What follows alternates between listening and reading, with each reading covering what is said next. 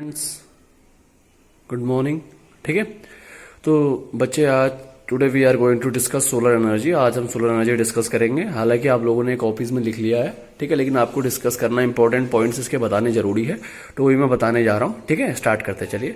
Solar energy, as you all know the solar energy, ठीक है, जैसा आप सभी जानते हैं सोलर एनर्जी के बारे में। The energy obtain from sun is called solar energy. जो भी एनर्जी हमें सन से मिलती है उसी को सोलर एनर्जी कहते हैं। तो what is called solar energy? The energy obtained from sun is called solar energy.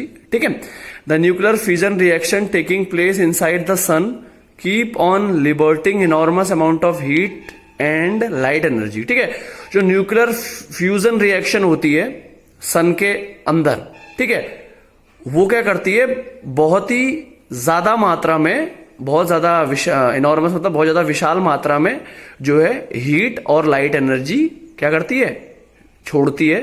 ठीक है, मतलब मुक्त करती है सन से।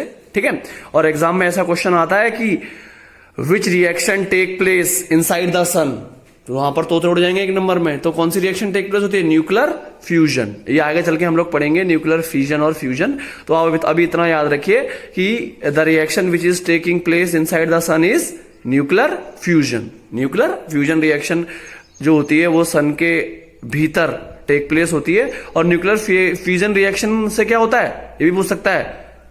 ठीक है, न्यूक्लियर फ्यूजन रिएक्शन से क्या होता है, तो आप बोलेंगे enormous amount of heat and light energy is provided. ठीक है, इनॉर्मस अमाउंट ऑफ हीट और लाइट एनर्जी प्रोवाइड होता है। ठीक है, now the solar energy which reaches the earth is absorbed by land and water bodies like river, lakes and oceans and plants। ठीक है, और जो सोलर एनर्जी हमारे अर्थ में पहुंचती है उसको कौन एब्जॉर्ब करता है? लैंड, जमीन और वाटर बॉडीज।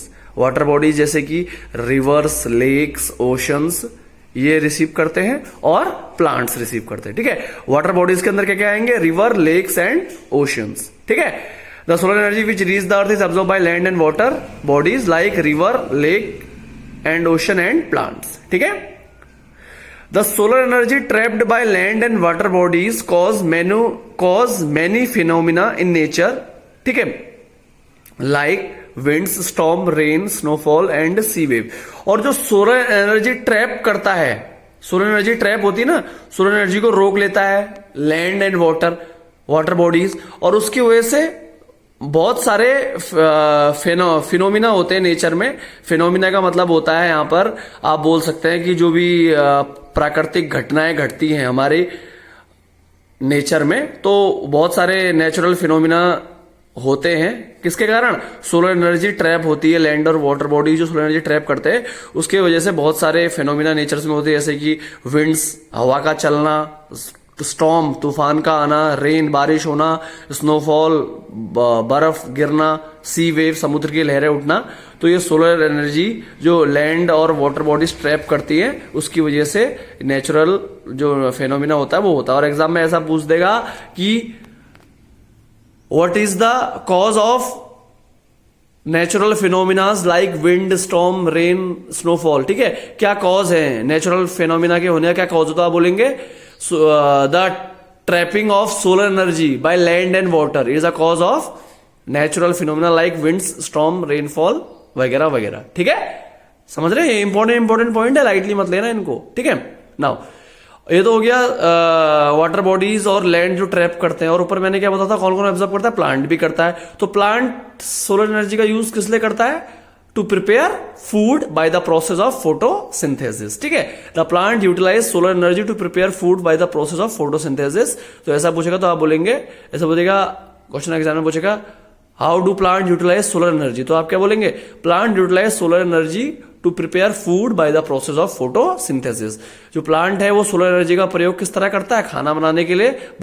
कौन सी विधि से? फोटोसिंथेसिस की विधि से। ठीक है, India is fortunate to receive solar energy for greater part of the year. Bharat बहुत भाग्यशाली है कि भारत को सोलर एनर्जी रिसीव होती है।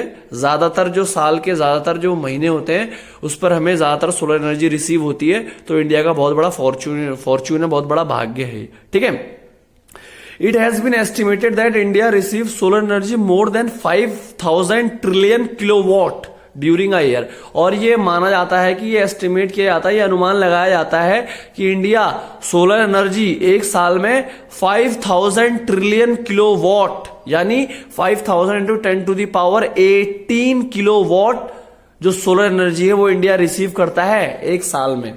एग्जाम में आ सकता है कि इंडिया कितनी सोलर एनर्जी रिसीव करता है एक साल में, तो आप क्या बोलेंगे?